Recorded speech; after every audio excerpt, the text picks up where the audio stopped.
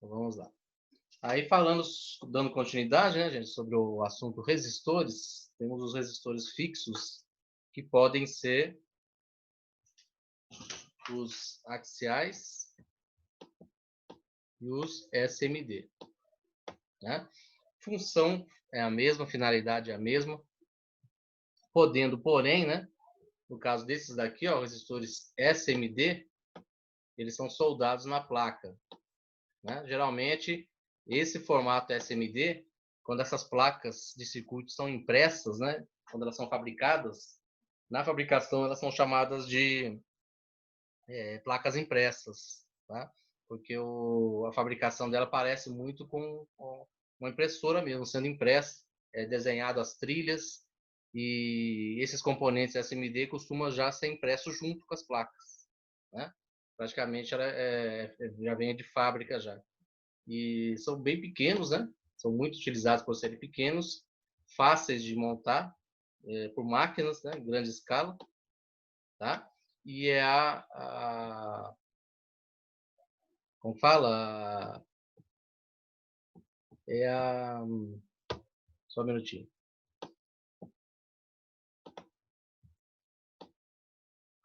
É o que tem ocorrido no momento, né? Tem passado muito para esse formato aí. É a evolução, né? Então, por eles serem pequenos, ocupa menos espaço, né, nas placas. Então, é a tendência agora, devido as placas cada vez mais diminuírem, né? No caso dos celulares, né? Os celulares são pequenos e a fabricação deles precisa de componentes pequenos, né? Então, é a tendência, né, gente? A tendência é utilizar formatos, né, de componentes menores possíveis, né? Compactos, mais compactos possíveis. E é justamente a tendência dos componentes SMD, tá? Executando a mesma função do resistor, né, do resistor, porém muito mais compacto, né? Então aí, igual eu falei para vocês, nessa foto aí ele está muito aumentado, tá? Eles são pequenos, bem pequenos, tá? Então eu mostrei para vocês aqui, eu não tenho esse SMD, né, para mostrar aqui, mas eu mostrei para vocês esse componente aqui, que é o resistor axial. Vocês podem ver que é pequeno, né? Vou colocar o dedo aqui para vocês verem, ó. O SMD é menor ainda, né? E já vem impresso, né? Já vem acoplado na placa, beleza? Consigo fazer substituição desses componentes? Do axial é mais simples, né? Mais fácil de fazer a substituição se for necessário, né? Do SMD também é possível, tá? Só que é muito mais trabalhoso, né? Precisa de ferramentas mais específicas e muito mais cuidado também, né? Tendo que ter também mais experiência, tá? Mas é possível, beleza? Dando sequência, nós temos os resistores variáveis, tá, gente? Esses resistores variáveis, eles têm a seguinte função, né? É possível mudar o valor da resistência, ou seja, esses que eu mostrei até agora aqui, um resistor tem 150 ohms, né? A unidade de medida dele para resistência é aquele valor e não modifica, né? Através das faixas que vem desenhada no corpo cerâmico, determina qual que é a resistência dele, né? A unidade dele de resistência, a unidade ôhmica de resistência, e através do multímetro também eu consigo descobrir. Não altera, não modifica, é fixa. Mas existem resistores variáveis, igual vocês estão vendo aí no slide, né? Que é possível mudar o valor da resistência, tá? A maioria dos resistores variáveis são ajustados por o quê? Movimentação mecânica, tá? Então a gente mesmo faz a regulagem mecanicamente, não direto internamente na placa, mas nós temos aqui, ó, são potenciômetros, trímpodes e reostatos. Ou seja, o que seria isso? Exemplos, o chuveiro, né? O chuveiro nós temos como tem alguns chuveiros, né? Que tem a maneira de você aumentar e diminuir a temperatura através de rodando um botão, né? Uma manivela. Então, a mangueirinha. aí a gente consegue fazer o quê com isso? A gente diminui ou aumenta a temperatura. Isso aí é um tipo de um resistor variável, tá? Outro exemplo seria o volume, né? Volume de som, tá? Volume de som a gente consegue aumentar, diminuir. Isso aí também é devido a um resistor variável, tá?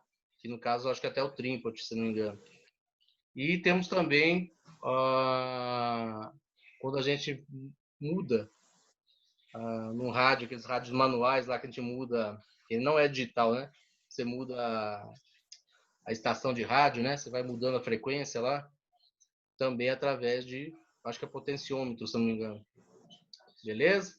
E também temos como exemplo, temos algumas lâmpadas. Não é a lâmpada que tem esse recurso, mas não sei se vocês já viram algum lugar que você vai e você consegue, através lá do acendedor, né? Você vai regulando o brilho da lâmpada, vai aumentando ou diminuindo. Não sei se vocês já viram isso. Também é devido a um tipo de resistência, né? Tá? Então, isso aí tudo, gente, o que está acontecendo? Na verdade, você está, através de forma mecânica, você está liberando a corrente, né? Ou você está diminuindo a passagem da corrente, aumentando, né? Liberando mais ou diminuindo. E dessa forma, quanto mais você aumenta, certamente o recurso vai aumentar, né? Quando você diminui, aquele recurso vai diminuir, beleza? Então, seriam os resistores variáveis, né? Através de regulagem mecânica, tá? E aí nós temos alguns símbolos aí, né? O potenciômetro dos trípodes, né? O reostato, beleza? Vamos ver os desenhos dos símbolos deles. Ok? Alguma pergunta, gente, até aqui? Tranquilo? Em relação aos resistores?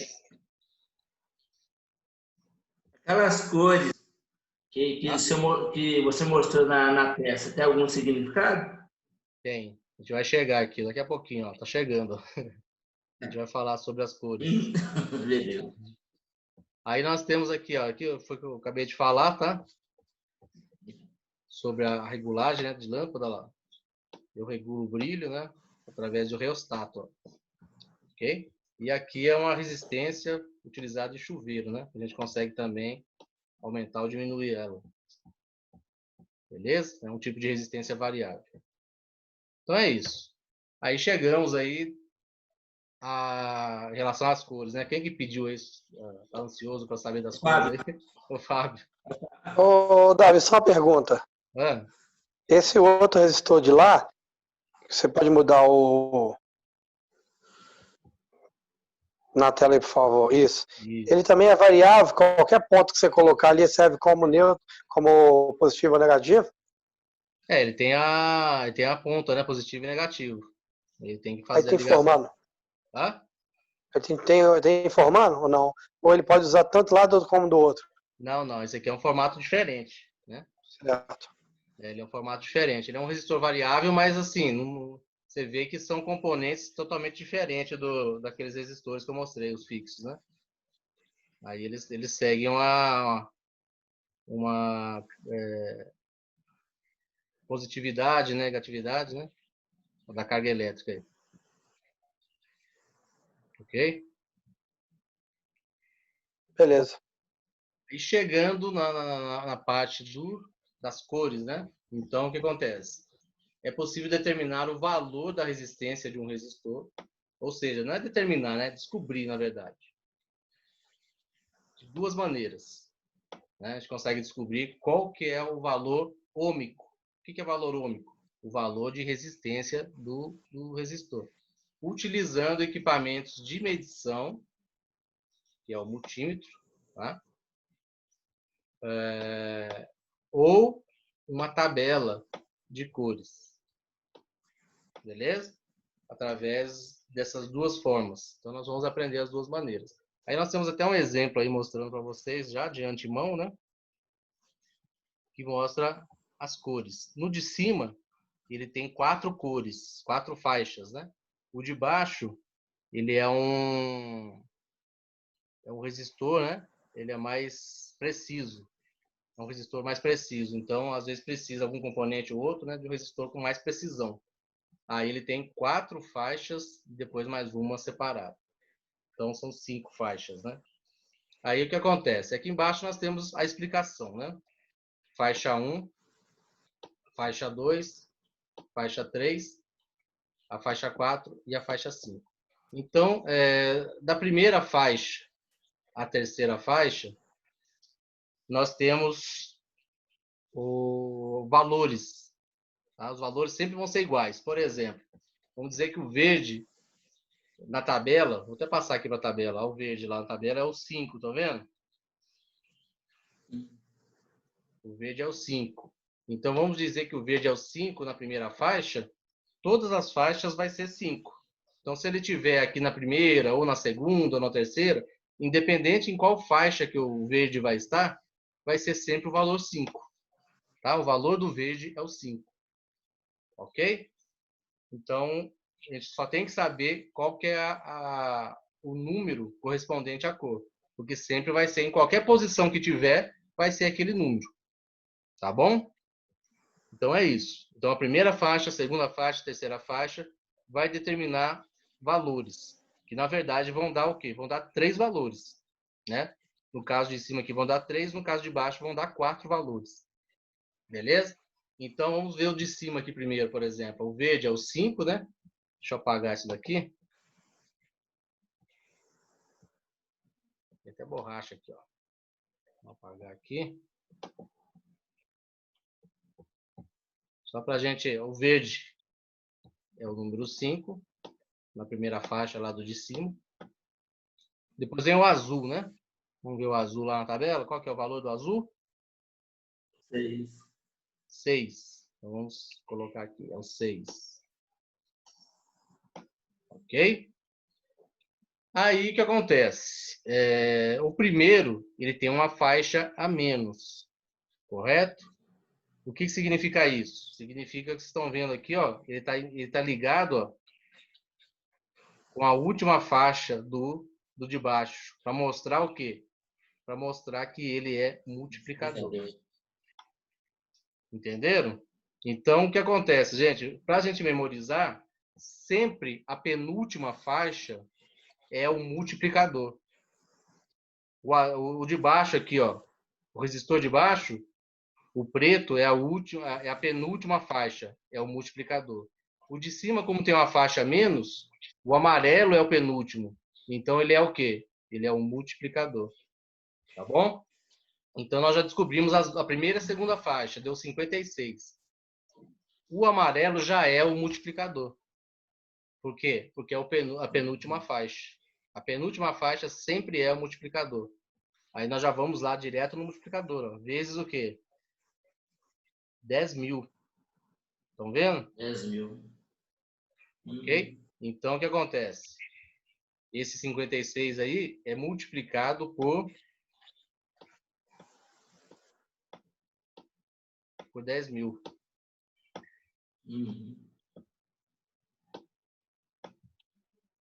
Ok?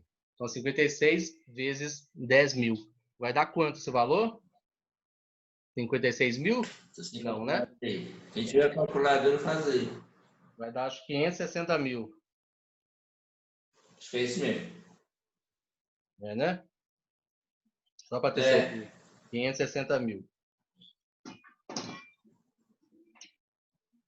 E tem a última faixa. A última faixa, ela é correspondente a quê? Ela é correspondente à tolerância. Tá? Então, nós temos a prata. A prata tem uma tolerância de 10%. O que seria essa tolerância? É a tolerância, a faixa de erro desse valor. Né? Pode estar 10% a mais ou 10% a menos. Tá? Temos aqui até o valor, aqui, ó, 560K. Vocês estão vendo aqui? O K corresponde ao quê? O K corresponde a 1.000. então seria 560 mil mesmo, né? 560 mil ohms, tá? Ou 560k ohms, né? Transformando ele em outra unidade, né? Para poder diminuir, porque toda unidade de medida ela vai modificando, né? A cada 1000 ou cada unidade tem o seu valor de transformação, né? No caso aqui, ele está mostrando para vocês no slide aí 560k ohms, mas transformando em ohms, né, que é o valor principal, aí seria 560 mil ohms, né? Tendo uma tolerância de 10% para mais ou para menos, tá? Vamos passar para o de baixo aqui. Vamos entender o de baixo agora. O de baixo simplesmente vai ter só uma faixa a mais. Ele vai ser mais preciso. Vamos lá. O de baixo nós temos como primeira faixa o vermelho, né? Qual que seria o algarismo vermelho? É o 2, correto? Então, nós teríamos como primeiro número 2. Depois nós temos o... Que cor que é essa? É rosa? Laranja. Laranja? É, rosa não tem, então é laranja mesmo. É o 3, né? 3. Aí, 23 até agora. Só que aí esse daqui, a terceira faixa, não é o multiplicador. Por quê? Porque ainda não é a penúltima faixa. Então, nós temos mais uma faixa, que é a roxa ou violeta. Violeta. Número? Violeta. 7. Então, 237. Agora, a faixa preta é a penúltima. Então, ela é o multiplicador. Multiplicador. O preto é vezes 1. Então, vai dar o quê? 237 mesmo. 237 ohms. Tá? Ele é bem... A resistência desse é bem baixa, né? É bem precisa mesmo. Tem que ser um valor. E a última faixa é a tolerância. É na tolerância que vocês vão ver como que é esses resistores azuis, né? Olha lá, 1%. Ó. Então, a tolerância de perda, né, desse resistor é baixíssima, nem para mais nem para menos. Né? 1% só que ele pode perder. Ok? E se a gente pegar o multímetro e medir, né, vocês vão ver que a gente vai descobrir tudo igualzinho. Tá? Essas cores aí vai bater certinho, a gente vai conseguir medir. Eu tenho alguns resistores aqui. Provavelmente na próxima aula a gente vai fazer a medição deles. Aí a gente vai olhar as cores na tabela, a gente vai definir eles pela tabela e depois vamos testar pelo multímetro. Ok? E agora esse daqui, ó. Só para a gente encerrar esse assunto da tabela aí, mais um exemplo. Ó. Aí tá mostrando para vocês, né? No caso desse exemplo aí, ó, a primeira faixa é a faixa marrom. Um detalhe. Como que eu sei aonde que é a primeira faixa, né? A primeira faixa geralmente é aquela que está mais próxima aqui, ó. O outro está mais distante, tá? Ou no caso que vocês viram aqui, ó, ela está separada, ó. O acúmulo de faixa mostra para vocês a sequência das faixas. Aquela que está mais separada é a tolerância.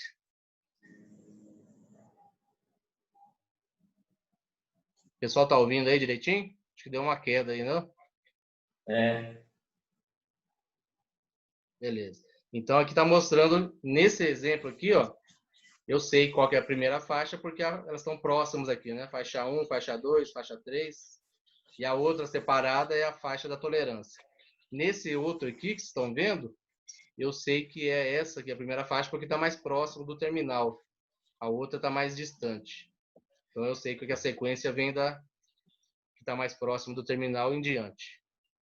Tá? Então a faixa marrom é o número 1. Depois vem a faixa preta, que é o número 0.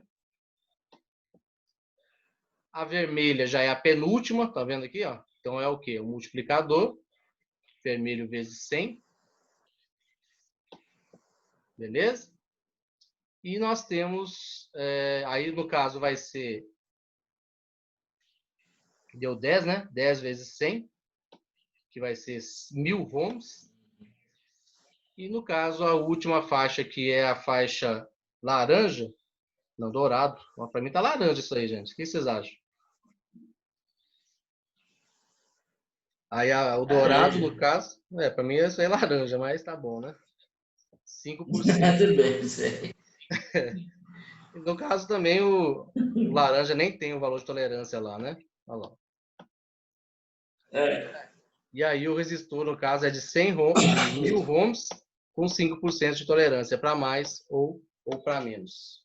Tá? Então, aí vocês viram que é bem simples, né? De fazer essa medição aí de forma visual, né? Sem usar o multímetro. Tá? Todos entenderam aí? Tranquilo? Sim. Beleza? Facinho, né? Então, dando sequência aí. Aí nós encerramos a parte do resistor, tá? Então, na próxima aula, a gente já volta fazendo a medição dele, tá? Passando para o próximo componente muito importante, tá, gente? Ele praticamente ele é considerado um resistor também, tá?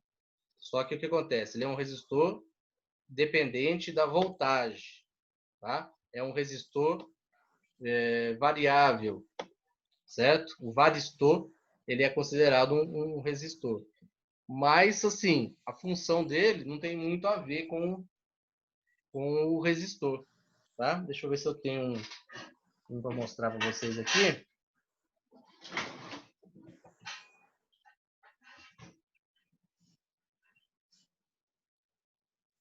Acho que eu não vou ter, não.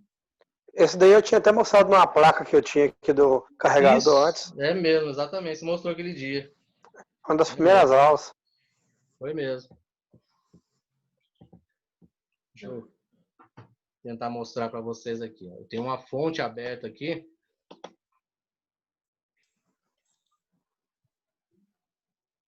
Vamos ver. Acho que não vai dar para ver, não. Tá muito difícil de ver aqui. Tem até um fusível e ele tá atrás, pretinho.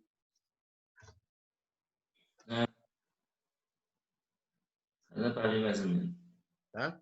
Ele acompanha o fusível, no caso dessa fonte aqui de computador, né? Então, o que acontece? O varistor, geralmente, ele está próximo a componentes relacionados à corrente elétrica, tá? E a componentes de proteção, tá? Por quê? Porque pelo seguinte, ele é um resistor aonde ele depende da variação, ó, da tensão elétrica. Então, o que eu mostrei para vocês aqui é uma fonte de computador, correto? E essa fonte de computador, o que vai acontecer? É através da fonte, que a corrente alternada de 110, né, 127 volts chega, ou 220, né, tanto faz, chega.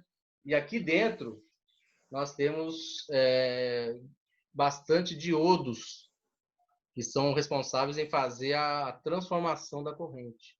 Como assim? Ela vai transformar a corrente alternada em corrente contínua, tá? Então, a fonte, ela é um componente muito relacionado à corrente elétrica, tá? Transforma a corrente alternada em corrente contínua e, através dos cabos aqui, já vai corrente contínua para os componentes. Distribui já para todos os componentes do computador. Então, olha a importância da fonte de alimentação, certo? Só que, o que acontece? A corrente chega, a entrada aqui, ó, a corrente chega aqui, alternada, né? E vai passar pelo varistor e pelo fusível, correto? Se nós tivermos alguma sobretensão ou uma sobrecorrente, o que vai acontecer? O varistor, vocês podem ver aí na foto aí, ó, ele tem valores escritos, né? Ou seja, o varistor ele tem uma tensão máxima, que ele vai permitir que a corrente passe, antes de ela ser transformada para contínua. Então, ainda passa por ele ainda. Se ocorrer uma sobretensão lá e os 127 volts virar uns 150 volts, o que vai acontecer? O varistor ele não permite a passagem da corrente, que está acima do valor aceitável por ele. Ele não permite a passagem da corrente e faz como se fechasse um curto, voltando essa corrente para o fusível. Tá? É como se fosse componente elétrico mesmo, né? Que ela cai a luz, né? Isso, cai a resistência. É semelhante ao disjuntor que você está falando, né? Isso, disjuntor, isso. Aí ele não permite a passagem da corrente e joga essa corrente de volta para o fusível, que vocês viram lá, que é o de vidro, né? Tem um filamento interno. E o fusível, por sua vez, esse filamento não vai aguentar e ele vai romper, né? E rompendo esse filamento do fusível, o que vai acontecer? Vai parar a passagem de corrente. Então, a impressão que dá é que tudo queimou, né? O computador não liga mais, a fonte está parada, tudo parado. E, na verdade, o que aconteceu foi isso. O varistor protegeu todo o circuito eletrônico, não permitindo a passagem da corrente, e jogou para o fusível resolver a parada, e o fusível simplesmente rompeu o filamento, e aí parou tudo, né? Protegeu. Então, no máximo que vai acontecer é o quê? A gente tem que trocar um fusível, ou até mesmo o próprio varistor, se ele romper, né? Às vezes ele não aguenta também, esse corpo cerâmico dele, ele rompe também. Como que eu sei que ele não funciona mais, né? Aí nós vamos mostrar também para vocês na próxima aula, medindo no multímetro. Às vezes ele rompe, aí fica fácil, você vê ele rachado, né? O corpo dele. Ou às vezes ele não racha, mas internamente ele está danificado. Aí através do multímetro só que a gente consegue descobrir se ele está bom ou não, né? Se ele está funcionando ou não. Beleza? Tranquilo então, gente? Olha lá a foto lá. Ó. Ele do lado, que é o fusível, né? E ele do lado do fusível. Beleza? Então esse aí é o varistor. E o varistor, ele costuma estar na fonte de alimentação do computador, costuma ter na estabilizador.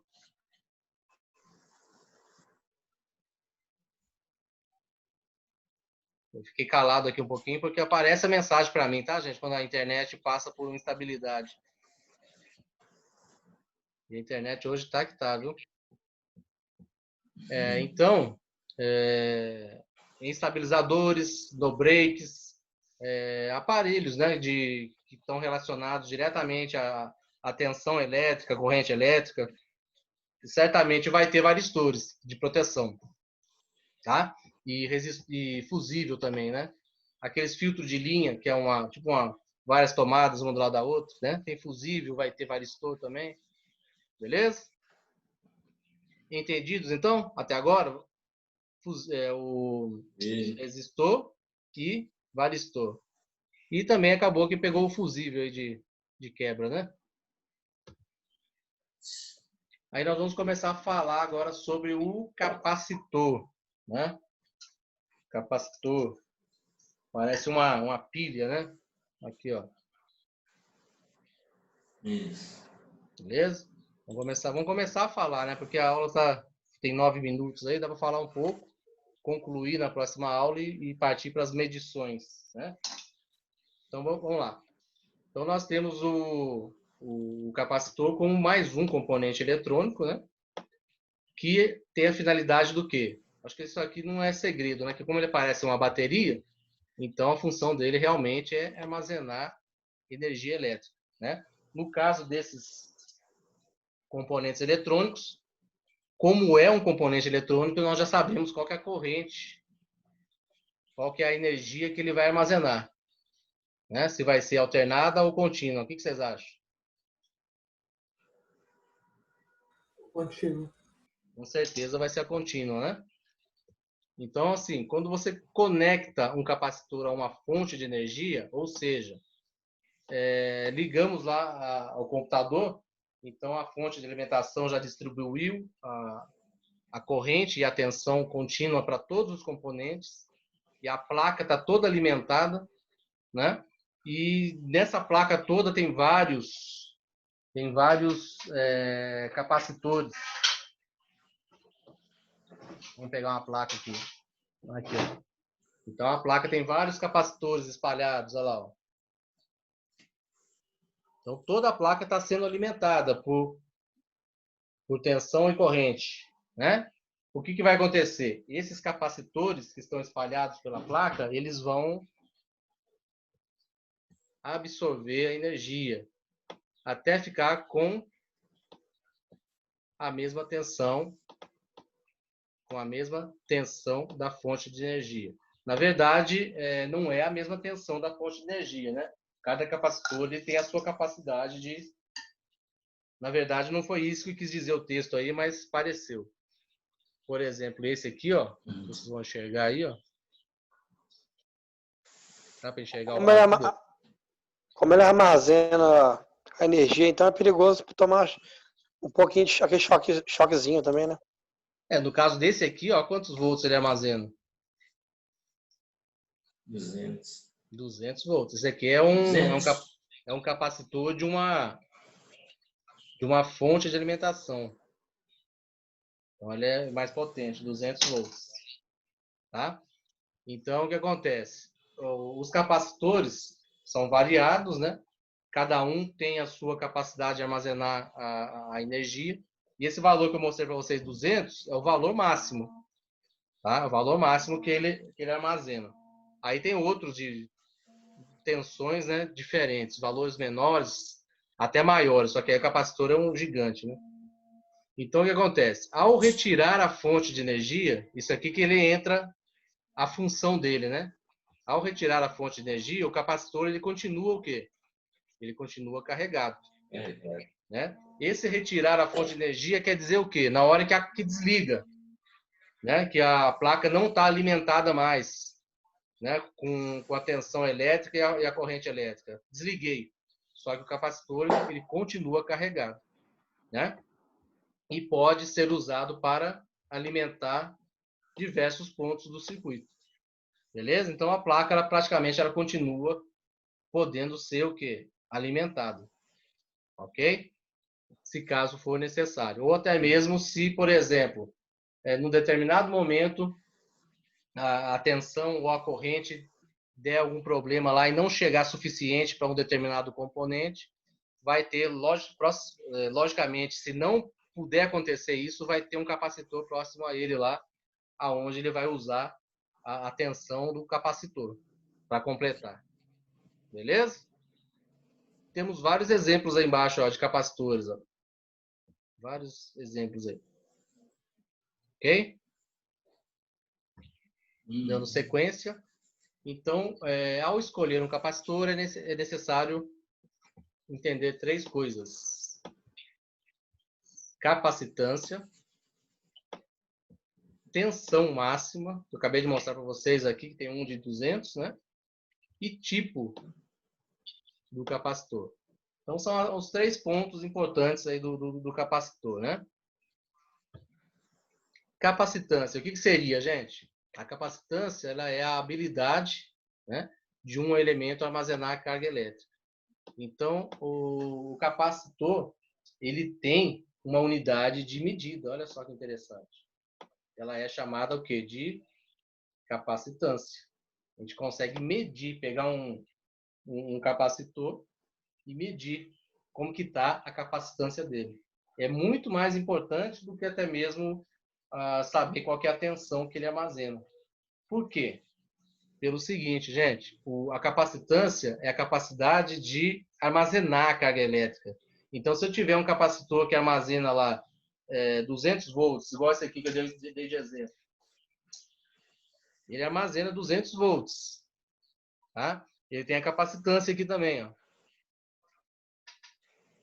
330 microfarad. Acho que é um M que está aqui, não é o U. Então é o microfarad, isso mesmo. Tá? 330. Então, aqui, aí nós temos a unidade de medida, ó, de cada um. 1 Faraday é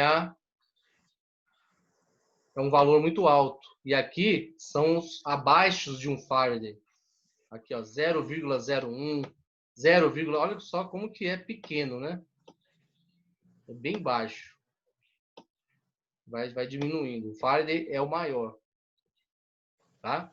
E normalmente esses capacitores pequenos assim, de placas de circuito, elas nunca vão encontrar um capacitor com 1 Faraday, por exemplo. Sempre vai ser abaixo, vai ser milifaraday ou vai ser micro, tá? Vai ser sempre abaixo. Que o valor de 1 Faraday é muito alto para a capacitância desses capacitores de placas de circuito. Vai ser para capacitores bem maiores. Tá? Então, o que seria a capacitância propriamente dita?